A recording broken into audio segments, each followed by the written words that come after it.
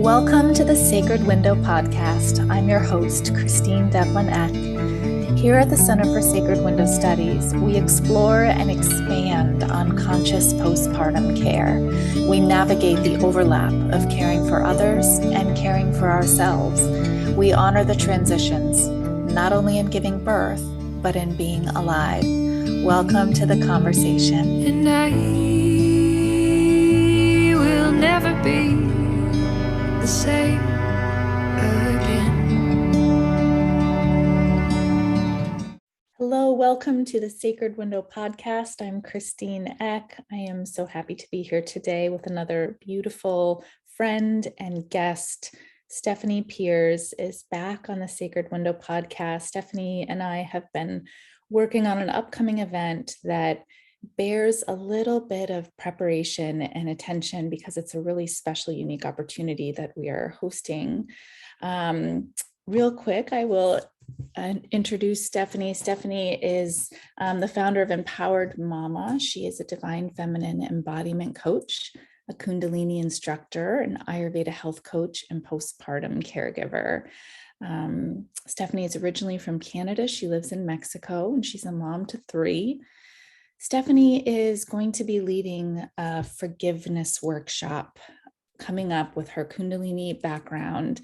And we wanted to share a conversation today about what is Kundalini yoga, how we can free ourselves from so much that's clinging on to us energetically through forgiveness of ourselves, how we do that.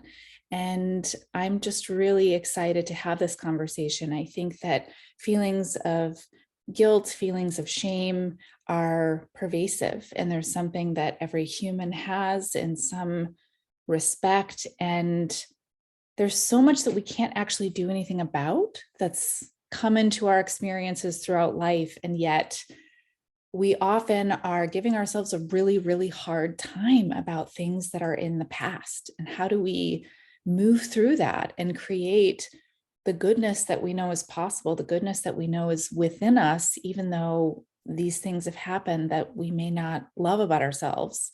And I think that this is a really important aspect to being the parents we want to be, to being the caregivers that we want to be, to having the relationships that we want to have. And so I'm always interested in the hows, the tools, and Kundalini yoga offers us a really beautiful tool. And so tell me, to begin, what is Kundalini yoga?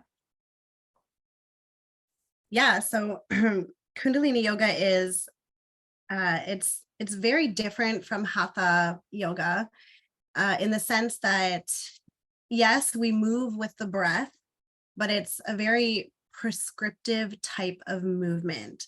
So it's a set of movements coupled with sound or breath or a specific breathing pattern for a specific amount of time, targeting a specific area, organ for a specific purpose. I guess that's the best way that I can describe it. And essentially, when we're working with Kundalini yoga, we're working, yes, with the physical body, with the organs in the body, because many of the organs in the body hold and store emotions. But we're also working on the auric field, which is our electromagnetic field. And according to Kundalini yoga, it contains, projects, and interacts with our life force energy. So it's like a shield. It helps with our immunity, protects us from illness, and it shields us from negative energy. So when we're doing Kundalini yoga, we're essentially working to clear our auric field and keep it nice and pure. It's so important too, I think, coming from, your Ayurvedic background, the Ayurvedic understanding that is, something we're really taking into consideration with postpartum care, with, all different types of caregiving, is it's that subtle, the air and space elements, the subtle, it's like that needs to be happening first in order for the other layers of healing and impact to be able to be reached. So it seems to me like once we're clearing, the air and the space elements, then we can actually reach into, the, grosser elements, the fire, the water, the earth. And I think that oftentimes, in our very concrete society, those levels of healing are not really paid attention to. Yeah, I mean, I think Kundalini yoga and Ayurveda, they actually go very, very well together. But yeah, Kundalini yoga is more, you're working more on the subtle body. So you're working more with the air and space element. But yeah, like they go so well together. And I think that when you're practicing, Ayurveda, and practicing Kundalini yoga, you're giving your body, your mind, and your spirit the best, optimal chance for purifying itself, detoxing the body, achieving whatever, goal it is that you're hoping to achieve as far as, mind, body, and soul wellness. So I want to talk a little bit about, why forgiveness in particular. I think Kundalini yoga is a tool that can be used for many different focuses. I love how, when you were describing it, it's sort of like very specific attention on a very specific purpose in a very specific place. And I think through what I've been taught, in pranayama and yoga in general is, wherever we put our consciousness, that is where the life force, or that is where the prana goes. And so to me, that's, really aligned with what you're saying. But talk about forgiveness. Why this, practice of the forgiveness kriya? Yeah. So to start off, when I was in Kundalini yoga teacher training, forgiveness was the very first module. And there was a specific reason why it was placed in the very beginning of the program. And it's because I like to use the term, and my teacher used the term. I worked with Guru Singh and Brett Larkin. And so I use this term, giving them full credit, because I absolutely loved spending time in that teaching program. But they say you forgive the past to give forward to the future. So if we want to move ahead, we need to first forgive the past, because there's this energy, like you mentioned earlier, of guilt or shame. And it's the lowest vibration on the vibrational scale. And if we're holding any of that energy, we're not going to be able to fully move forward into the future. So another important piece of Kundalini yoga, or practicing a Kundalini Kriya, is that we practice it for 40 days minimum. Some Kriyas actually will be practiced for up to 1,000 days. It really depends on, your level of experience with Kundalini yoga, and your level of motivation and drive. But 40 days is the minimum for a full, I guess you could say, consciousness shift. So you're changing the patterning in your body by practicing the same Kriya for 40 days. 40 days, you can really take the time to be with the feelings and to embody it. Can you explain a Kriya for those who might not know? Yeah, so a Kriya is exactly what I explained about Kundalini yoga. It's a set of exercises for a specific amount of time, coupled with breath or movement, in targeting a specific purpose. So that's a Kriya. So a Kriya can be, anywhere from 8 minutes long all the way up to an hour and a half. Beautiful. Sometimes 2 hours. So, Stephanie, I know that, in your background, in your practice, in your paths of study, there's and I think this is the case for a lot of us as we move into what is our purpose, how are we meant to help people? It's really driven by the experiences that we have in our life. And so I would love to hear about how these practices, how working through forgiveness and this work for yourself, how this has changed and what you have felt and discovered through the practice. Yeah, so for me, starting or discovering Kundalini yoga was what actually, I guess the best way to explain it would be altered the path of my professional life, really. Before finding Kundalini yoga, I was working in a corporate, career that I was not happy with. And I had just, come off of a maternity leave and I never nourished myself during postpartum like I'm learning to now. And I didn't, really kindle that special time in my life, that transition. So I came out of a corporate career feeling extremely rattled. And I think, moms in general, we tend to hold a lot of feelings and emotions and shame and guilt. And that's what I was doing. And when I found Kundalini yoga, I started practicing it. It's almost like I literally started feeling the weight shedding off. Not the physical weight at first, but yes, it does very good, good stuff to the physical body after some time with practice. But you could feel the energetic weight just coming off. And for me, it was like a light bulb just kind of turned on. And I knew that this was something that I wanted to continue practicing. And I really wanted to dedicate my time to it. And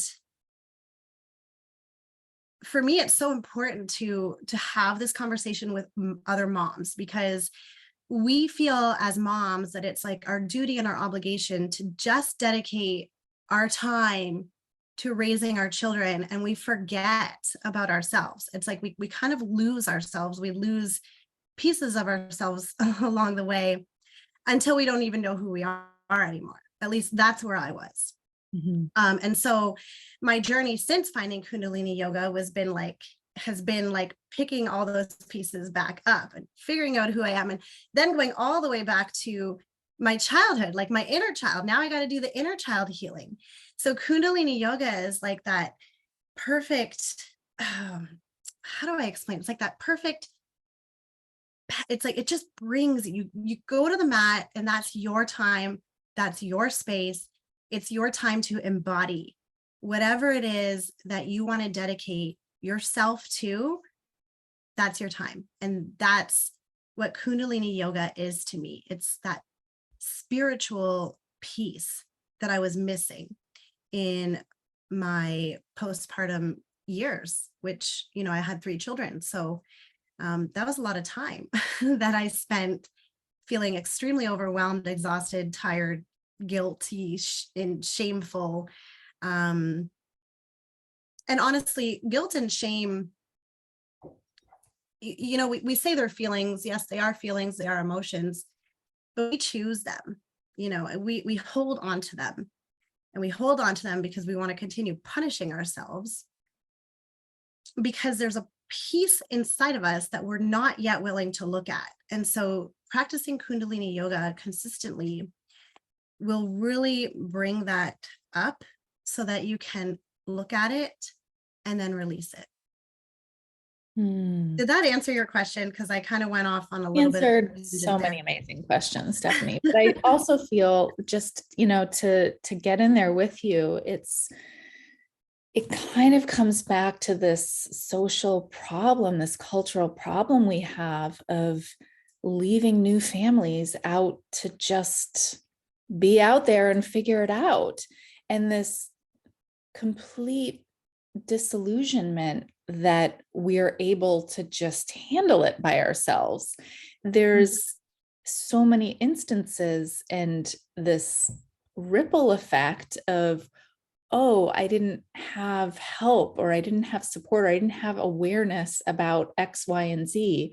And Yeah. then that kind of tumbles over into, well, now I feel really bad because I, was suffering with X, Y, and Z and not able to give my child or my family or my partner my best. And now I feel bad about that. And then, it kind of just is this pervasive issue Yeah. in society. And, it's like when we all collectively put attention, and we, mentioned this before we started recording today, is, this is for the future. We're doing this for future generations, our future selves. So when we actually can be seen, when we actually are given acknowledgement and have that feeling of being held, then everything shifts and we are able to experience ourselves and life and relationship in the ways that we want to.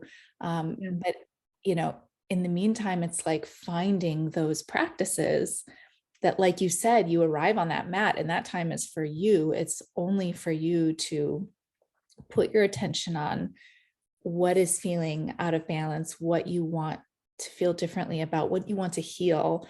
And Yeah. that is something that so many people don't get because we don't have the time, we don't have the awareness, we don't have the support in order to give us that time on the mat or whatever practice it is. But I think that Yeah. Our breath and our awareness and our intention is something that we can have at any moment. And so what's so beautiful to me about practices such as these is it just takes the wanting it and the doing it, to make it happen. We don't need a million extra things. We don't need anything Right. expensive. We don't need any, it's within. Yeah. And I think it's very important to, if it feels good for you, don't find excuses for it not to happen, because we tend to do that as moms. And I talk about this a lot. I used motherhood as my reason for why I couldn't do so many things. But if it feels good, have those conversations. Have those conversations with, any support that you might have, and make it happen. And it doesn't have to be perfect. When I first started doing Kundalini yoga, I had to have nobody in the house. It had to be perfectly silent, and I had to light a candle, and it had to be this and that. And now it's like, I learned that, it just has to be me on the mat. And I've had enough conversations with my family so that they know, hey, it's mom's time. We're not going to go in there right now while she's doing her yoga. Or if they do, they're super respectful. So it's just having those conversations and making it a priority, and not getting, distraught if somebody interrupts you in the middle of a Kriya and you have to stop your Kriya. It's totally okay. But just having that, cheerleader attitude that it's, you're doing it for you. And just having that attitude is shifting the energy anyway, so I made a post yesterday about how when we hold on to these feelings of guilt and shame, not only does the feelings find an organ to stick to inside of our body, it also emits out into the collective field. So over time, if we're holding on to guilt and shame, we're literally hurting ourselves, because we can, without releasing it, eventually develop disease. And we also emit these frequencies out into the collective field. And what happens is these frequencies just, float along in the collective field until it finds a vibrational match. And then that vibrational match, or I call it a weak source, I called it in my post, will absorb that frequency, and they may go out and act out on that frequency. So you may not have been the one that committed, a horrendous act, but that weak source that picked up your feelings of guilt and shame that you emitted might be the one that acts out on that guilt and shame. It manifests as a physical, act of violence or anger or outburst. And so, yes, like you said, like mending the next generation, moving forward into the future, it really does start at the source. So forgiving ourselves first is where we can kind of cut that wave of guilt and shame that's like floating around in the collective field. We can cut it off right at the source when we work with our energy and we work with forgiving ourselves first. Because attempting to forgive others before we've actually forgiven ourselves, which means fully taking responsibility for everything that's happened in our life, being willing to see where we played a role or where we were responsible for that particular incident or happening, being able and willing to look at that is going to shift the energy just from being willing, just the willingness alone. But it really does start with us. And I think that's what the great Gandhi meant when he said, be the change that you want to see in the world. It's powerful. And no matter what background we come from, no matter, how we want to explain that process, it's a very universal understanding, what you put out there is real. It affects other people. And so what I am so inspired by is the ability to know that we have choice and we have autonomy and we have the ability to feel different if we want to. And also that those feelings, that it's energy, it is not actually what we are. It is this thing that we are choosing to hold on to, and knowing that we can acknowledge it and feel it and be with it and accept it, and then like graciously let it go. Like, and knowing that it all goes back to love. Like it's, as soon as you've done the work, as soon as you've acknowledged it, it transmutes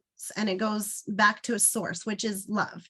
And that's where we want everything to go, right? Like that's where we want the world to be, is completely, utterly, madly in love with each other and with, everything on this planet. So it really does start with us and doing the inner work. Talk about what we can expect from the workshop to give you all a clue, and we'll have all the information in the show notes. But August 30th, we're doing this beautiful practice, and tell us what we can expect. Yeah, I'm so excited. So it's a simple Kriya, so perfect for beginners, also perfect for experienced yogis and anyone who's been practicing Kundalini for a while. It's gentle, and because some Kundalini yoga can be very challenging and very triggering. This one's quite gentle, and it's about 45 minutes long, but much of it is spent in meditation, and I'll be guiding everyone through it. We'll be starting off with an energy clearing, super juicy energy clearing. It's going to clear every one of our chakras and get us nice and centered and aligned for the Kriya ahead. And then at the end of the Kriya, we'll be doing some journaling. So I'll guide us through the journaling, because I think the reflection is the most important piece of any Kriya. and then we'll have some time for discussion, some Q&A and some discussion. So it'll be quite fun. I would say if you're planning on coming, block off your calendar for about 2 hours so you can really, soak it in and get the most out of it. Beautiful. Stephani, I just love connecting with you and really appreciate the heart and the kindness and the wisdom that you bring to the Center for Sacred Window Studies and all the places that you share your work. You all can find out how to sign up in the show notes, and of course, reach out to us with any questions that you have. You can find Stephani's information there. And thank you, Stephani. And thank you to all of you who have been Thanks, listening. Christine.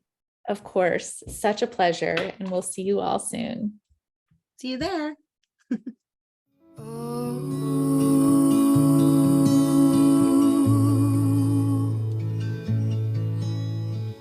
Shanti, Shanti.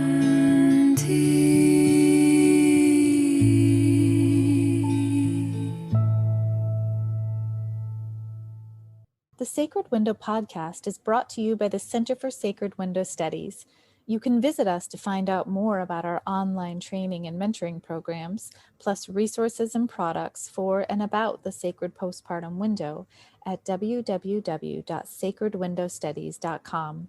And our music is written and performed by Sarah Emmett.